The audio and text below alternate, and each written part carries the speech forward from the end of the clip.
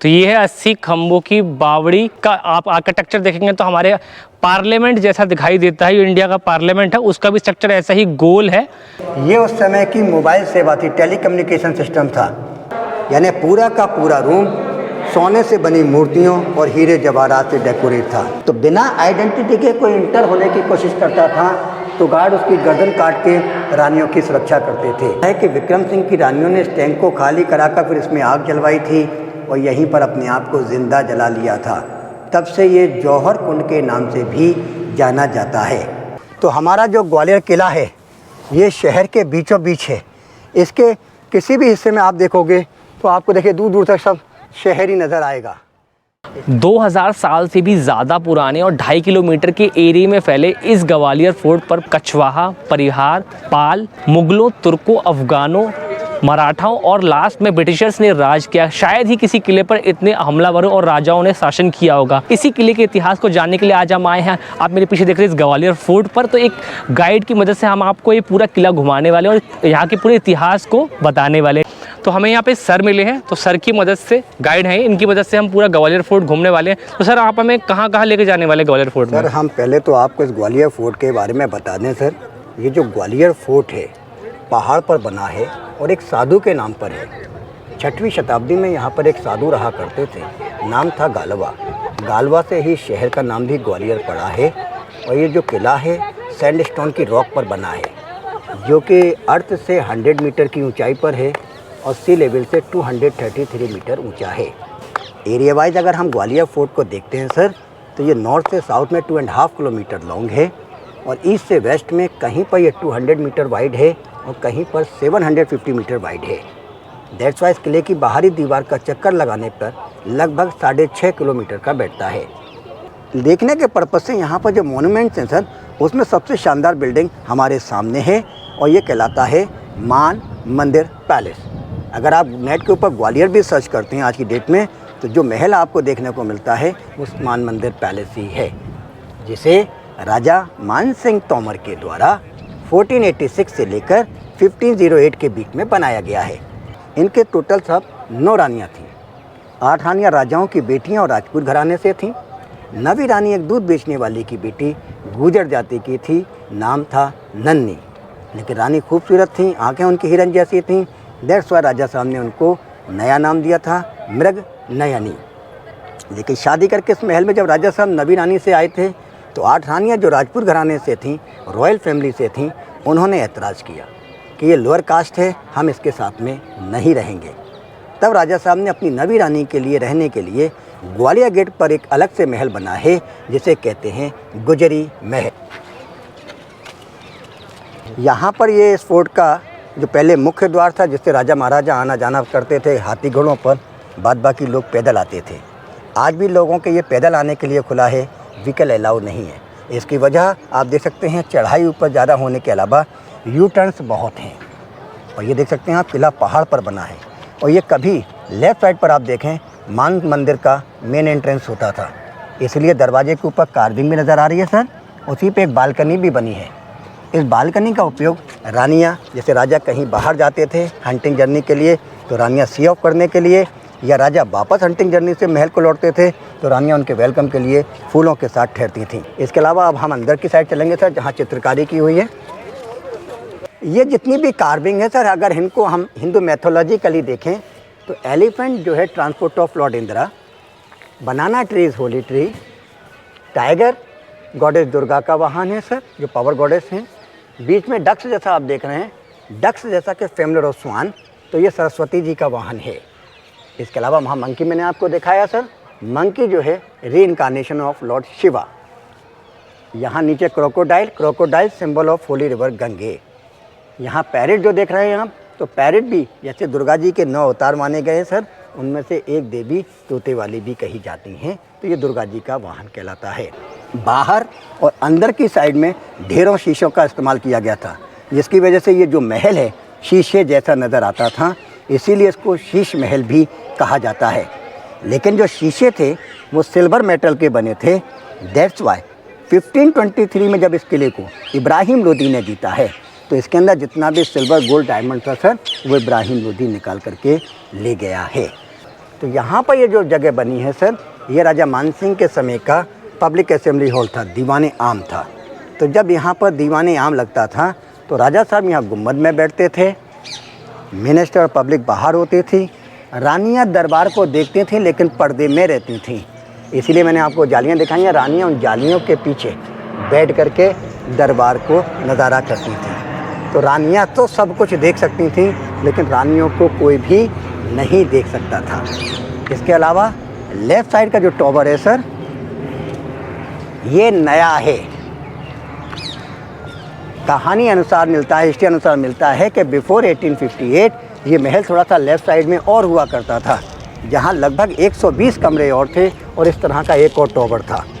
लेकिन 1858 में जब झांसी की रानी लक्ष्मीबाई यहाँ आई है तो इस महल को अंग्रेज़ों ने बम्बार्ड करके उड़ा दिया, जिसमें 2 टॉवर डिस्ट्रॉयड हो गए थे और 120 कमरे। ये वाला जो टॉवर हम देख रहे हैं सर, ये 1892 में माधवराव सिंधिया फर्स्ट के द्वारा रिबिल्ड किया गया है। इसके बाद हम अंदर की साइड प्रस्थान करेंगे। दरवाजे की साइड में आप देखें कि 2 तोपें रखी हुई हैं जो कि अंग्रेज़ों के द्वारा बनाई हुई हैं सर। दैट्स वाई इन कैननों के ऊपर अंग्रेज़ों का ये क्राउन, ये मैन्युफैक्चरिंग डेट है, इसके अनुसार ये 20 मार्च 1842 का बना हुआ है। यहाँ अगर आप साइड से देखेंगे तो सर ये कंपनी का नेम है लो मोर और ये कैनन नंबर है 36। इसका वेट लगभग 3 टन है। दैट्स वाई इसको मूविंग करने के लिए इसमें व्हील लगे हुए थे। और बिफोर 30 या 30 साल पहले ये कैनन यहाँ ना होकर पीछे पैरापेट्स पे रखी थी, जिनको के आर्कियोलॉजिकल ने सेफ्टी पर्पस से यहाँ पर रखवा दिया है कि जिससे कोई इसको नुकसान न पहुँचाए। अभी हम महल के अंदर प्रस्थान कर रहे हैं सर। इस समय महल में जाने का ये एंट्रेंस है। ये वाला जो महल है सेंट्रल आर्कियोलॉजिकल की धरोहर है। सर थोड़ा सा आप इसको देखें। हम देखने जा रहे हैं मान मंदिर पैलेस, जिसे शीश महल भी कहते हैं, भूल भुलैया भी कहते हैं, और ये राजा के नाम पर ही है। बनाने वाले राजा का नाम मान सिंह तोमर, और ये राजा साहब का टोटल रूलिंग पीरियड था 1486 टू 1516। अब हम महल के अंदर प्रस्थान करेंगे। सर अभी हम महल के अंदर आ गए हैं। ये वाला जो कमरा है ये राजा मान सिंह के समय का म्यूज़िक रूम था। राजा मान सिंह और उनकी 8 रानियाँ संगीत प्रेमी थे, तो उनको सिखाने के लिए टीचर आया करते थे बैजू बाबरा। लेकिन पहले लेडीज सर पर्दे में रहा करती थी। दैट्स वाई जहाँ हम लोग नीचे खड़े हुए हैं यहाँ पर म्यूजिशियन राजा मान सिंह बैठते थे और उनकी जो 8 रानियाँ हैं वो ऊपर जाली के पीछे बैठकर संगीत सीखती थी। इन जालियों के पीछे भी इस तरह से पर्दे का इस्तेमाल किया जाता था कि रानियाँ तो संगीतकार को देख सकती थीं लेकिन संगीतकार रानियों को नहीं देख सकते थे। देखिए यहाँ पर ये ओपन कोर्टयार्ड सर, ये राजा मान सिंह के समय का दीवाने ख़ास था। दरबार 2 तरह के होते थे, दीवाने आम हमने बाहर देखा था, ये दीवाने ख़ास था। राजा के बैठने के लिए सर यहाँ लेफ्ट के ऊपर आप देखें जगह जो बनी है, यहाँ एक गुम्बद हुआ करती थी जिस पे गोल्ड और डायमंड जड़ा था, जिसको कि इब्राहिम लोदी के द्वारा 1523 में निकलवा कर गुम्बद को डिस्ट्रॉयड करा दिया गया। लेकिन मान सिंह के समय में राजा साहब वहाँ, मंत्रीगण यहाँ नीचे बैठते थे, रानियाँ दरबार में हिस्सा लेती थीं लेकिन पर्दे में रहती थीं। इसीलिए ऊपर आप राइट पर देखें सर, जालियों के पीछे रानियाँ बैठकर दरबार में हिस्सा लेती थीं। तो यहाँ पर ये नाचता हुआ मोर जो है खुशी का प्रतीक है। दैट्स वाई राज्य में अमन चैन, खुशी का वातावरण और फेस्टिवल में ये साइन नज़र आता था। लेकिन युद्ध के समय में, वॉर पीरियड में सर डिफरेंट साइन होता था जो इस तरह का था। यहाँ देखेंगे हम तो पत्थर को तराश कर इसमें लोटस बनाया हुआ है, बेबी एलिफेंट है, बड़े वाले फिगर को वयाल भी कहा जाता है। अगर आगे बढ़ते हैं तो एक कमरा है जो मानसिंह के समय में मंदिर हुआ करता था। लेकिन मंदिर में जाने से पहले इसकी बाहरी दीवार को आप देखें तो इसे मंदिर की तरह ही सजाया गया है। इसकी कार्विंग में आप गौर से देखें, यहाँ चक्र बना हुआ है सर, जो विष्णु जी के हाथ में होता है।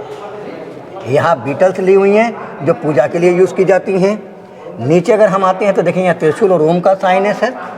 और थोड़ा सा इधर साइड में आ जाएंगे तो यहाँ ये रुद्राक्ष है, सनफ्लावर है, लोटस है, जो ब्रह्मा विष्णु, महेश तीनों देवताओं को रिप्रेजेंट करते हैं। जैसा हिंदू मैथोलॉजिकली 33 कोटि के देवी देवता माने गए हैं, दैट्स वाई यहाँ 33 होल हैं, जिसमें मुख्य देवताओं की मूर्तियाँ लगी होती थी और कार्विंग के अंदर भी हीरे जवाहरात थे, यानी पूरा का पूरा रूम सोने से बनी मूर्तियों और हीरे जवाहरात से डेकोरेट था। पूजा के टाइम पर यह मंदिर ओपन होता था और पूजा के बाद कवर्ड होता था। इसके अलावा आप जानते हैं सर, पूजा के बाद परिक्रमा दी जाती है clockwise, left to right. That's why इसके पीछे गैलरी भी बनी है सर। ये गैलरी लेफ्ट से स्टार्ट होती है और सारे देवताओं की परिक्रमा देते हुए राइट पर ख़त्म होती है। तो अभी परिक्रमा कराएंगे आप हमें? सर बिल्कुल, आइए सर। चलिए। जब इब्राहिम लोदी आया जो अफ़गानिस्तान से था सर, तो अफ़गानिस्तान से था, दैट्स वाई वो मूर्तियों में बिलीव नहीं करता था, इसलिए इसके अंदर जितने भी सोने चांदी की जड़ा हुआ था या मूर्तियाँ सोने की थीं, उसको इब्राहिम लोदी के द्वारा निकलवा दिया गया। सर हमने अभी ये मंदिर का चक्र लगाया, इसके बाद में सर हम लेफ़्ट साइड पर थोड़ा आगे बढ़ेंगे, जहाँ से हम बाहर दीवाने आम भी देख सकते हैं, या इससे पहले एक कमरा है जिसे लाइब्रेरी कहा जाता था, पुस्तकालय, लेकिन उसको पुस्तकालय ना कहकर मंदिर कहना उचित होगा, बिकॉज उस लाइब्रेरी के अंदर धार्मिक किताबें हुआ करती थीं। दैट्स वाई इसका अगर हम डिज़ाइन भी देखेंगे सर, तो यहाँ पर ये मंदिर जैसा डिज़ाइन है।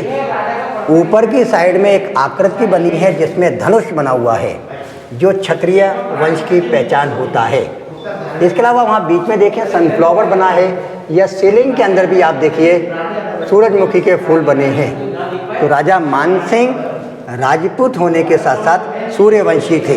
जैसा आप जानते हैं राजपूत दो तरह के होते हैं, चंद्रवंशी और सूर्यवंशी। तो राजा मानसिंह सूर्यवंशी थे। दैट्स वाई इस महल की सीलिंग में सनफ्लावर हमको ज़्यादा देखने को मिलेंगे। बेसमेंट जा रहे हैं। तो ये क्या अंडरग्राउंड बना हुआ पूरा? सर ये 3 मंजिल बेसमेंट में है और इसमें भी वही रोशनी के लिए साइडों के अंदर आप देखेंगे शीशे लगे होते थे। बाहर जैसे अगर मून होता था तो मून के मिररों पे लाइट पड़ के रिफ्लेक्ट होती थी, अभी किसी तरह के मिरर नहीं है, उसके बावजूद आप देख रहे हैं कि लाइट आ रही है। और जब मून रहा हो, सॉरी मिरर रहे होंगे, तो कितनी तेज़ रोशनी होती होगी। यहाँ ये लेफ़्ट पर हम इंटर होते हैं तो लेफ़्ट पर एक रूम बना हुआ है जो सर्कल में है। इसे आप देखेंगे तो ये सर्कल में पिलर बने हुए हैं, इन्हीं के बीच में यहाँ पर 2 हुक्स भी लगे हुए हैं। तो ये वाला कमरा सर राजा मानसिंह के समय का झूला घर था। तो जैसे आप यहाँ 2 हुक देख रहे हैं, इस तरह के इस कमरे में 8 ग्रुप हैं, 1 2 3 4 5 6 7 8। हिस्ट्री अनुसार मिलता है सर ये जो पिलर भी हैं इनके ऊपर गोल्ड चढ़ा हुआ था, यानी कि सोने के खंभों पर रेशम के झूले पड़े थे, जहां राजा मानसिंह की 8 रानियां झूला झूलकर एंजॉय करती थीं। तो ये राजा मानसिंह के समय में उनका एंटरटेनमेंट रूम हुआ करता था और ये कलरफुल भी था। सर आप इस समय इसकी सीलिंग में देखें, वहाँ आज भी आपको कुछ कलर नज़र आएगा। लेकिन समय के साथ जब ये मुग़लों के पास आया तो मुग़लों ने शानदार पैलेस को जेल बना दिया था और इस कमरे को औरंगज़ेब के द्वारा फांसी घर बनाया गया। औरंगज़ेब ने यहीं पर अपने छोटे भाई मुराद को फांसी दी थी। सर यहाँ आकर आप देखें, यहाँ दीवार में 2 होल नज़र आएंगे आपको। ये उस समय की मोबाइल सेवा थी, टेलीकम्युनिकेशन सिस्टम था। सर ये जो पाइप हैं महल के एंट्रेंस पे जाते हैं, महल के नीचे वाले रूम में भी जाते हैं। तो ये जैसे राजा बाहर गए तब, और जैसे कोई दूसरा राजा किले पे हमला करता था तो रानियों को अलर्ट करते थे। इसके अलावा सर रानियाँ एक दूसरे से कम्युनिकेट भी कर सकती थी, आपस में बातचीत भी कर सकती थी। सर इसके अलावा इस महल को भूल भुलैया भी कहा जाता है। हर कमरे में आने के लिए 2-2 3-3 जगह से रास्ते हैं। इसी कमरे में जैसा देख रहे हैं ये रास्ता जिससे हम इंटर हुए थे, और ये ऊपर जाता है, लेफ़्ट के ऊपर नीचे जाता है। यहाँ पीछे की साइड भी अगर आप देखेंगे सर, जहाँ से शहर का नज़ारा किया जाता है, तो हम यहाँ से आपको और आगे ले चल रहे हैं सर। तो बाहर आप देखें ग्वालियर शहर दिख रहा है सर, और ग्वालियर शहर में जाने वाला पैदल का रास्ता, नीचे आप देखिए, नीचे ग्वालियर का पैदल रास्ता है जहाँ से लोगों का पैदल आना जाना होता है। तो रानियाँ जब भी इस कमरे में ठहरते थे सब, उनके जो बॉडीगार्ड थे वो यहाँ दरवाज़ों पर तलवार लेकर पहरा देते रहते थे।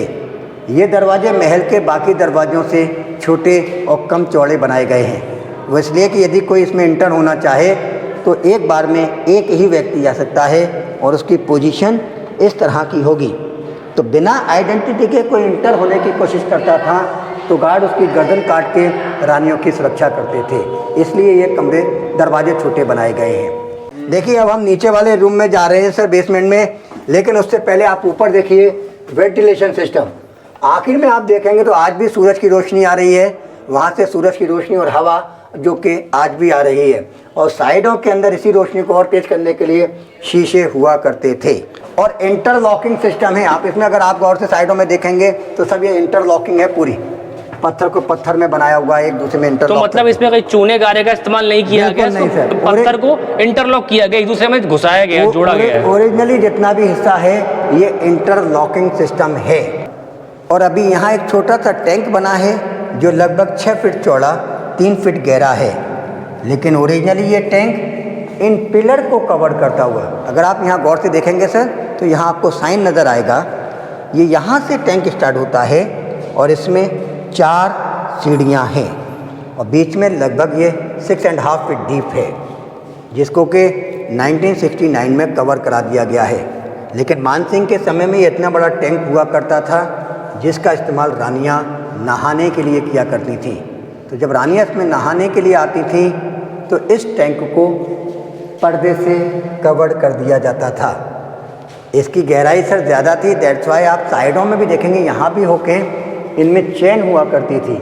यदि किसी को तैरना नहीं आता है तो वो चेन की सहायता से सीढ़ियों का इस्तेमाल करते थे। और पहले नेचुरल चीज़ों का इस्तेमाल करते थे सर, तो ज़्यादातर रानियाँ केसर का इस्तेमाल किया करती थी, दैट्स वाई इसको केसर कुंड कहा जाता था। लेकिन मानसिंह के बाद उनके बेटे विक्रम सिंह का यहाँ राज रहा है, जिनके 6 रानियाँ लगभग हुआ करती थीं। तो जब विक्रम सिंह को इब्राहिम लोदी ने 1523 में हराया है सर, तो मिलता है कि विक्रम सिंह की रानियों ने इस टैंक को खाली कराकर फिर इसमें आग जलवाई थी और यहीं पर अपने आप को ज़िंदा जला लिया था। तब से ये जौहर कुंड के नाम से भी जाना जाता है। अभी हम वापस लौट रहे हैं सर, जो कि हम डांसिंग हॉल में जाएंगे। ये राजा मानसिंह के समय का डांसिंग हॉल था। जैसा आप देख रहे हैं डांसरों के डांस के लिए बीच में जगह है, राजा के बैठने के लिए वहाँ ऊपर है, रानियों के बैठने के लिए साइड से जालियाँ बनी हैं सर। कुछ जालियाँ यहाँ हैं और कुछ जालियाँ आपके लेफ़्ट साइड में हैं। लेकिन रानियाँ जालियों के पीछे, राजा वहाँ ऊपर। ये तब होता था जब कोई गेस्ट आता था, तो गेस्ट के बैठने की जगह सर यहाँ ऊपर राइट पे हुआ करती थी। तो जैसा कि हमारे देश की परंपरा है अतिथि देवो भव, तो उसके गेस्ट के बैठने की जगह देखिए राजा से भी ऊंची रखी गई है। जैसा हमने पीछे देखा था मंदिर था, तो वहाँ रुद्राक्ष, सनफ्लावर, लोटस थे। ये डांसिंग हॉल है, दैट्स वाई यहाँ पर ये घुंघरू बने हुए हैं। ये डांसरों का चेंजिंग रूम हुआ करता था। डांस के समय डांसर ड्रेसेस को चेंज करते थे, दैट्स वाई इसकी सीलिंग में देखें आप रिंग लगे हैं जिसमें पर्दे लगाकर ये 9 जगह डिवाइड हो जाता है और 9 डांसर एक साथ चेंज कर सकते थे। अब बात आती है सर कि डांस जब तक म्यूज़िक नहीं हो इनकम्प्लीट रहता है, और पहले साउंड सिस्टम नहीं था। तो यहाँ पर एक कमरा है सर, यहाँ पर म्यूजिशियन और सिंगर बैठ के परफॉर्म देते थे, और ये कमरे में अगर आप आवाज़ करते तो इको होती है और वो तेज़ होकर बाहर आती थी। तो अगर आप बाहर जाकर सुनेंगे तो आवाज़ देखिए किस तरह से पहले आवाज़ जाती होगी।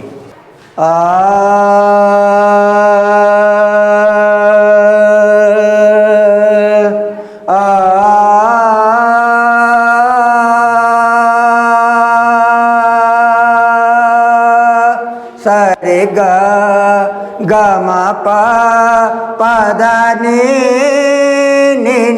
सा आ।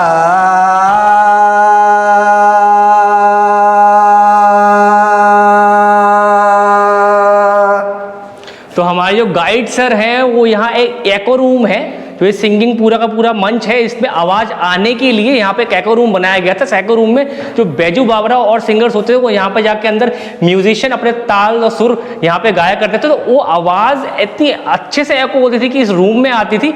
सर आप नेक्स्ट हमें कहाँ लेके जाने सर वाले हैं? इसके बाद हम आपको राजा मानसिंह का बेडरूम दिखाने वाले हैं, जहाँ पर राजा मानसिंह गर्मियों के दिनों में अपना समय बिताते थे सर। क्योंकि पहले जैसा कि इलेक्ट्रिक नहीं थी तो इलेक्ट्रिक कूलर या फ़ैन नहीं थे।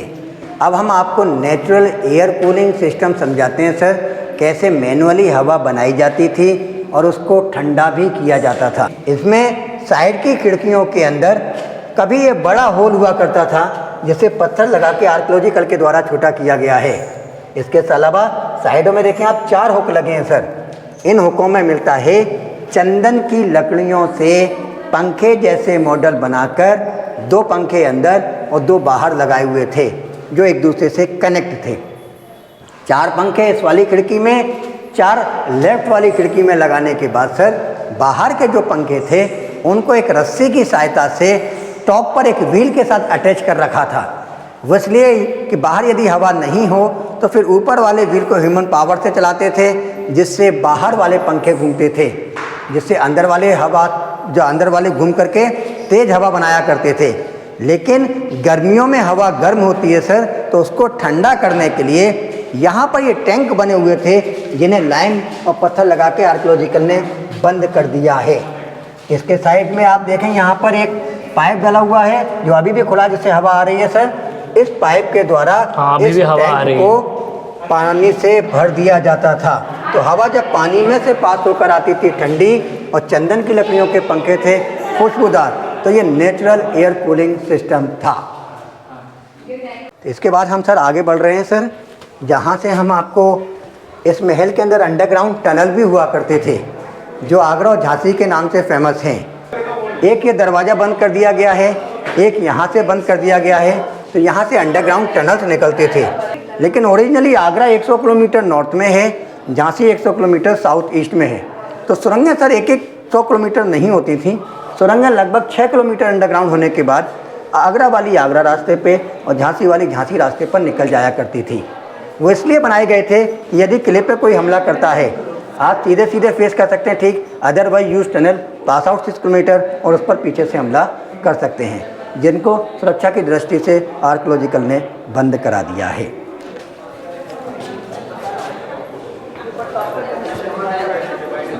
इस समय इसका एंट्रेंस और एग्जिट सेम है। अगर हम याद करें तो हम यहीं से एंटर हुए थे सर। ये म्यूज़िक रूम, दरबार हॉल, टेम्पल, सामने हमने लाइब्रेरी देखा था, फिर नीचे गए थे, नीचे का हिस्सा देख के वापस ऊपर आए, ऊपर का डांसिंग हॉल, राजा का बेडरूम देखा। यहाँ से फिर हम थोड़ा सा बाहर की तरफ प्रस्थान करेंगे। तो सर अब आप हमें कौन से महल में लेकर जा रहे हैं? सर अब हम महल यहाँ से दिखाने के बाद आपको ये सेंट्रल आर्कियोलॉजिकल का जो इम्पोर्टेंट पार्ट था मान मंदिर दिखाने के बाद किले में ही कुछ हिस्सा स्टेट आर्कियोलॉजिकल के अंडर में आता है, उधर की तरफ लेके चल रहे हैं।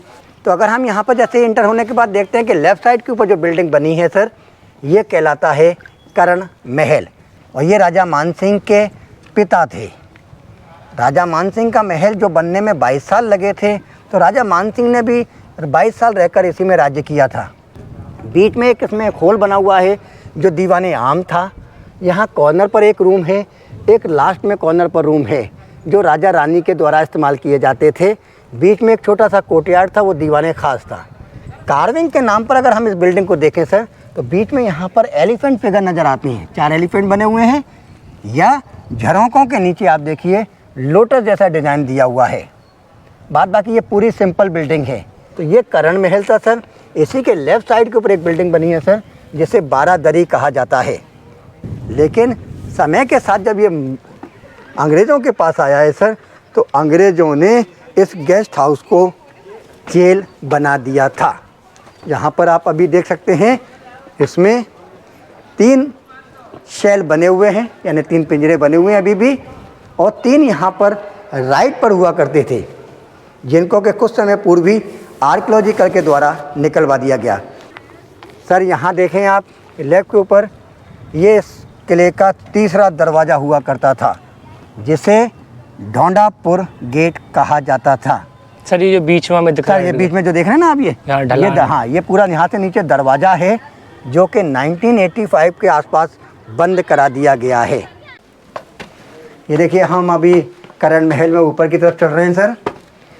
ऊपर की तरफ अगर निगाह मारेंगे सर, जहाँ से वॉच टावर भी कह सकते हैं, बाहर का नज़ारा किया जा सकता है, तो इसमें भी वहाँ कुछ जो कलर है ये उसी समय का है सर। यहाँ से हम ऊपर जा कर के टॉप पर जा कर के बाहर का नज़ारा कर सकते हैं। सर देखिए अभी हम टॉप पर आ गए, जहाँ से हम शहर का नज़ारा भी कर सकते हैं। तो हमारा जो ग्वालियर किला है ये शहर के बीचों बीच है। इसके किसी भी हिस्से में आप देखोगे तो आपको देखिए दूर दूर तक सब शहर ही नज़र आएगा। इसके अलावा पीछे की साइड में आप देखें पहाड़ दिखेंगे आपको। तो बिल्कुल भारत का जैसा हमारा नक्शा है, जो ऊपर जाते हैं तो कम चौड़ा है और फिर बीच में जाकर चौड़ा होकर नीचे पर जाएंगे तो फिर कम थकड़ा हो जाता है। इसी तरह से ये हमारा ग्वालियर किला भी है। ये नॉर्थ में देखिए जो कम चौड़ा है, फिर मिडिल में जाके चौड़ा हो जाता है और फिर एंड में जाकर फिर ये थोड़ा सा पतला हो जाता है। तो यहाँ पर ये जो रूलिंग पीरियड दिख रहा है सर, ये राजा मानसिंह के बेटे विक्रम सिंह का है, जो 1516 से 1523। लेकिन इस मंदिर का निर्माण 1520 में कराया गया था। और ये जो है देख रहे हैं आप, लंबाई लगभग 65 मीटर्स का है। और इसका राइट वाला हिस्सा गर्भगृह था, बीच वाला हिस्सा मंडप था और लास्ट में प्रीस्ट के लिए एक रूम हुआ करता था। और यहाँ पर ये पॉन्ड पानी के लिए होता था, जिससे कम से कम आप हाथों पैरों को धोने के बाद ही मंदिर में प्रवेश करें। लेकिन अंग्रेज़ों के द्वारा स्टोर के रूप में इस्तेमाल किए जाने की वजह से ब्लास्ट हुए और ये बिल्डिंग देख रहे हैं आप लगभग टूटी फूटी कंडीशन में है, जिसे आर्कियोलॉजिकल डिपार्टमेंट के द्वारा ही रिनोवेशन किया गया है। तो ये सब नीचे आप जो देख रहे हैं, सारा का सारा काम आर्कियोलॉजिकल ने बिफोर 30 ईयर किया है। ये मंदिर भी लगभग 60 साल पुराना है सर। 60 साल पहले यहाँ इस पार्ट्स में जब साफ़ सफाई की गई है तो ये शिवलिंग इसी पार्ट्स में मिला है। तो आर्कियोलॉजिकल डिपार्टमेंट ने इसको फिर पेड़ के नीचे स्थापित करा दिया है, जहाँ लोग आप देख रहे हैं आज भी लोग पूजा के लिए आते हैं।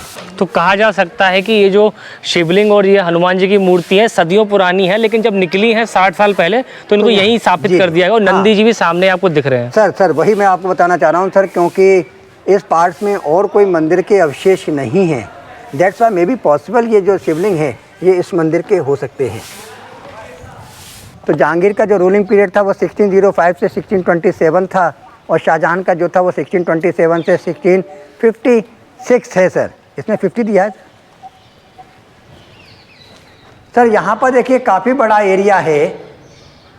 इसका नॉर्थ वाला हिस्सा राजा रानी इस्तेमाल करते थे, ईस्ट वेस्ट और साउथ वाला हिस्सा उनके साथ में जो लश्कर आता था उसके द्वारा इस्तेमाल किया जाता था। कुंड बना हुआ है, इस कुंड की गहराई आप देखिए, इसमें सीढ़ियाँ भी हैं। ये एक फ्लोर है, वो दूसरा फ्लोर है।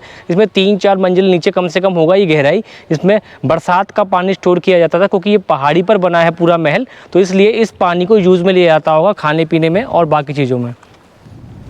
अभी ये जहांगीर महल कहलाता है सर, लेकिन हिस्ट्री अनुसार मिलता है कि शेर शाह सूरी के अंडर में जब ये किला रहा है तो शेर शाह सूरी ने भी अपने लिए यहाँ पर रहने के लिए बनाया था, जिसे शेर मंदिर कहा जाता था, जिसको और बड़ा करके जहांगीर ने अपने नाम से जहांगीर महल नाम दिया है।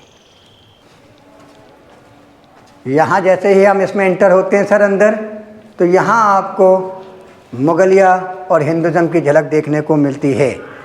ये डिफरेंट आर्किटेक्चर है, बिकॉज जहांगीर की जो माती she was Hindu, Jodha Bai, and his father was Mughal. और अकबर को भी देखा जाए तो वो सब धर्मों में बिलीव करते थे। दैट्स वाई यहाँ आपको मिक्स आर्किटेक्चर देखने को नज़र आता है।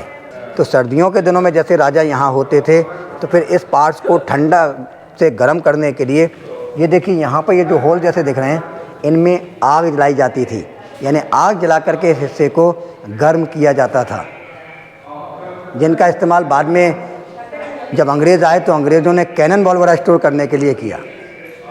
लेकिन लोगों से अपील है कि जिस तरह से ये नाम देख रहे हैं आप, इस तरह के प्लीज़ कहीं और नाम लिखा करें। ये हमारी धरोहर हैं, इनको सजोना है, बचाना है। सर यहाँ ये देखें आप, ये दीवाने आम की तरह इस्तेमाल किया जाता था सर। मोस्टली जितने भी मुग़ल थे वो दिल्ली आगरा रहते थे, तो उनके दीवाने ख़ास जो हैं वो दिल्ली आगरा में होते थे। लेकिन जब भी ग्वालियर आते थे तो ये उनका दीवाने आम दरबार हुआ करता था, यहाँ राजा के बैठने के लिए और ये मिनिस्टर पब्लिक के लिए होता था। तो यहीं से एंटर होता थे सर। पीछे की साइड में देखिए आपको वहाँ ने आपको ऊपर से दिखा चुका हूँ, कुंड नज़र आ रहा था सर, वो जौहर कुंड, और पीछे भीम सिंह राणा की छतरी। वैसे तो ग्वालियर फोर्ट पर जौहर कुंड की तरह बहुत सारे पानी के वाटर स्टोरेज हैं, लेकिन इसको जौहर कुंड इसलिए कहा जाता है क्योंकि सन 1232 में तोमर वंश के राजाओं की इल्तुतमिश से हार के बाद राजपूत रानियों ने अपनी दासियों के साथ इसी जौहर कुंड में आग लगाकर उसकी ज्वाला में आत्मदाह कर लिया था। कुछ लोग जौहर को सती प्रथा के साथ जोड़ते हैं, पर दोनों में बहुत अंतर है, बट हम ये आपको सेपरेट वीडियो में बताएंगे। जौहर कुंड के किनारे एक ऊंचे चबूतरे पर बनी है भीम सिंह राणा की छतरी। यह स्मारक राणा छत्र सिंह द्वारा भीम सिंह राणा को श्रद्धांजलि के रूप में बनवाया गया था, जिनका शासनकाल 1757 से 1785 ईस्वी तक था। आपने जब पहले स्टार्टिंग की थी, एक सवाल किया था कि यहाँ पर सिख समाज के गुरु हरगोबिंद सिंह जी को भी कैदी के रूप में रखा गया, तो वो जेल कौन सी थी? तो वो जेल हम देखने चल रहे हैं सर। ये ओरिजिनली शिव मंदिर हुआ करता था। जब ये शिव मंदिर था सर, तो इसका रास्ता जो है ईस्ट में होता था। देखिए अब ये गुम्बद से नीचे रास्ता आ रहा है, यहाँ दरवाज़ा आपको नज़र आएगा, यहाँ से एंट्रेंस होता था। जहांगीर के समय में इसमें नॉर्थ में एक नया दरवाज़ा बनाया गया है, जहाँ से आप अभी एंटर होंगे। जब हम वहाँ से एंटर होंगे तो आप उस दरवाजे पर मुगलिया झलक देख सकेंगे। यहाँ आप देखेंगे इसके ऊपर जो झलक है ये मुगलिया झलक है। तो ये वही जेल है जहाँ पर सिख समाज के छठे गुरु Hargobind Singh ji as a prisoner रहे हैं। लेकिन 2 साल 3 महीने के बाद नूरजहाँ के कहने पे गुरु साहब को रिहा कर दिया गया था। रिहा करने की वजह यह भी बताई जाती है कि जैसे गुरु साहब जब यहाँ कैदी के रूप में रह रहे थे तो दिल्ली में जहांगीर बीमार रहने लगा था। इलाज होता था, ठीक हो जाता था, फिर बीमार हो जाता था, रातों को सो नहीं पाता था। रानी ने अपने गुरु से मशवरा किया, गुरु ने और लोगों से मशवरा करने के बाद रानी से कहा कि ग्वालियर जेल में सिख समाज के गुरु को कैदी के रूप में रखा गया है, जिसकी वजह से ये राजा बीमार रहता है। तब रानी स्वयं चल के नूरजहाँ जो हैं गुरु के पास आई और उनको रिहाई के आदेश दिए। लेकिन गुरु साहब अकेले यहाँ से जाने को तैयार नहीं थे। वो ये चाहते थे कि जो और 52 कैदी हैं वो भी उनके साथ रिहा किए जाएं। लेकिन जहांगीर पहले तैयार नहीं था। नूरजहाँ के कहने पे रेडी हुआ, लेकिन उसने शर्त रखी। बोले जैसे गुरु साहब बिना कैदियों के नहीं जाना चाहते हैं, तो हम उतने कैदियों को रिहा कर सकते हैं जितने कैदी एक समय में गुरु की शर्ट को पकड़ लेंगे, दामन को पकड़ लेंगे। मुझे लगना चाहिए कि ये गुरु की वजह से फ्री हो रहे, लेकिन उसके पीछे कहीं ना कहीं राजा की ये सोच थी कि पॉसिबल नहीं है कि 52 कैदी एक समय में दामन को पकड़ सके। तो उसका सॉल्यूशन इस तरह से निकाला गया कि पहले लोग टर्बन के बड़े शौकीन होते, बड़े बड़े टर्बन बांधते थे। तो गुरु साहब ने सारे कैदियों को इकट्ठा करके कहा कि राजा ने मुझे वचन दिया है, जो मेरे दामन को पकड़ लेगा वो यहाँ से रिहा हो सकता है। डायरेक्टली गुरु ने पगड़ी की मांग नहीं की, क्योंकि पगड़ी इज्जत मानी जाती है। तो मिलता गुरु साहब के ये वर्ड सुनने के बाद सारे कैदियों ने अपने हाथों से अपने अपने टर्बन को निकालकर गुरु के दामन के साथ अटैच किया, जिससे 52 रोप्स निकल के आई और अपने अपने कपड़े को पकड़ के सारे कैदी यहाँ से रिहा हुए थे। जो रिहा होके गए थे सीधे अमृतसर गए थे। अमृतसर जिस दिन पहुँचे थे वो दिन दिवाली का था। दैट्स वाई सिख समाज में भी दिवाली बड़े धूमधाम से मनाई जाती है। ये स्क्वायर वाला जो पत्थर है, इस पर अगर आप गौर से देखेंगे तो यहाँ आज भी आपको शिवलिंग का साइन नज़र आएगा। ये नॉर्थ वेस्ट शिवलिंग था, यहाँ से देखिए ये स्टार्ट होता है, ये आगे से ये पूरा घूमता हुआ यहाँ शिवलिंग हुआ करता था। तो ये मंदिर था सर। इसी में पीछे एक टैंक बना हुआ है, स्टेप वेल, बावड़ी। वहाँ भी बरसात का पानी है, क्योंकि सिर्फ बरसात का पानी होता था। तो ये है 80 खम्भों की बावड़ी, जो पीछे बावड़ी है, और जिसका आप आर्किटेक्चर देखेंगे तो हमारे पार्लियामेंट जैसा दिखाई देता है। जो इंडिया का पार्लियामेंट है उसका भी स्ट्रक्चर ऐसा ही गोल है। इसके दोनों दरवाजे नज़र आते हैं नीचे। तो आप वहाँ से एंटर होके दोनों साइडों से रास्ता है, जो नीचे से फिर और नीचे। तो जैसे पानी ऊपर तक भरा है तो आप ऊपर से ही ले सकते हैं। फिर आप जैसे नीचे जा रहा है तो आप नीचे ये सीढ़ियाँ धीरे धीरे पानी जाता जाएगा, आप नीचे तक जाएंगे, फिर नीचे तक पानी को ला सकते थे। तो कैसा लगा आपको पूरा ग्वालियर किला, और इस किले के किस पार्ट ने आपको बहुत ज़्यादा आकर्षित किया? आप मुझे कमेंट सेक्शन में लिख के ज़रूर बताइएगा। आप मेरी और भी बहुत सारे किले और मॉन्यूमेंट्स की वीडियोस मेरे चैनल पर देख सकते हैं। उसके लिए अगर आप न्यू हैं तो मेरे चैनल को सब्सक्राइब कर लीजिए। मिलते हैं ऐसे किसी नए किले को एक्सप्लोर करते हुए। तब तक के लिए happy and safe journey. Bye bye.